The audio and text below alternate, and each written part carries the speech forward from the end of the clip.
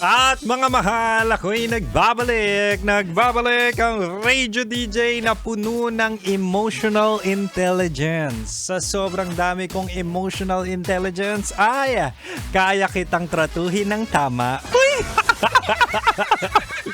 Mahal, ako ba rin to si DJ Kim Chino at syempre sabi ko nga sa inyo, 'di ba? Ayang usapang EQ na yan hanggang alas 9. Oo, hanggang alas 9 tayo mag-uusap tungkol sa relasyon na healthy and at the same time validated ang lahat ng iyong nararamdaman.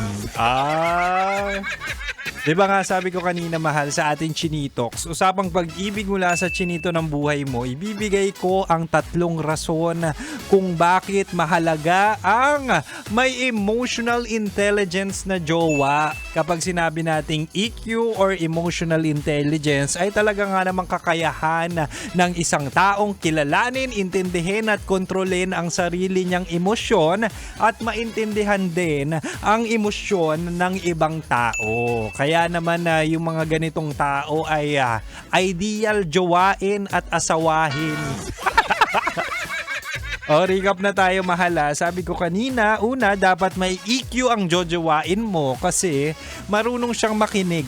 Hindi agad defensive. Ito yung kapag may problema kayo, hindi siya agad aatake o mag-iinarte na ganito kasi ako. Kumbaga, kaya niyang intindihin kung saan ka nanggagaling. Yung tampo mo, yung galit mo, definitely maiintindihan niya talaga.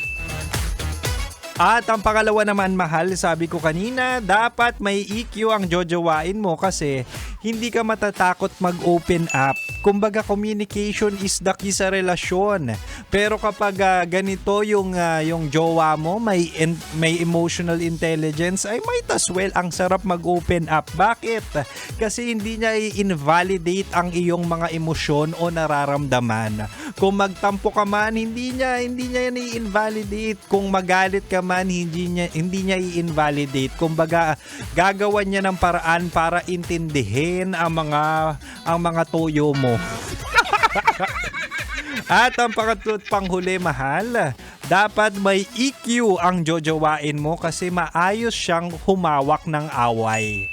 Ito yung sinasabi natin na hindi siya makikipagsigawan, hindi rin naman silent treatment. 'Di ba may mga ganong jowa na kapag nag-away kayo pwedeng tataasan ka ng boses o di kaya pwedeng hindi ka kakausapin. Anong maaayos sa ganong problema?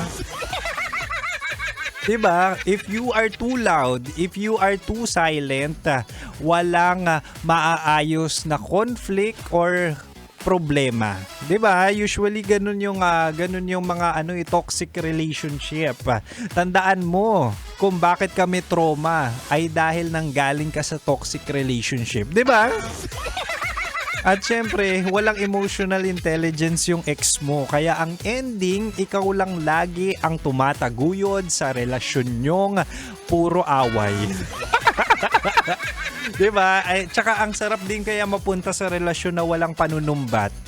Diba? Kapag aware yung jowa mo about your feelings, na ma-validate ka at talaga nga namang inuunawa kung saan nanggagaling yung mga galit mo, yung tampo mo. Diba?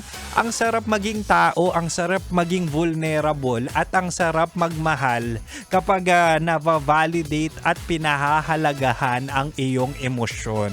Yun yung pinaka-root cause and at the same time relevance ng topic natin, lalong-lalo na ang EQ or emotional intelligence. Kaya naman, usap muna bago pride at kapag okay na, wala nang problema, wala nang tampuhan, ang sarap kaya maglambingan o di kaya bembangan. Di ba?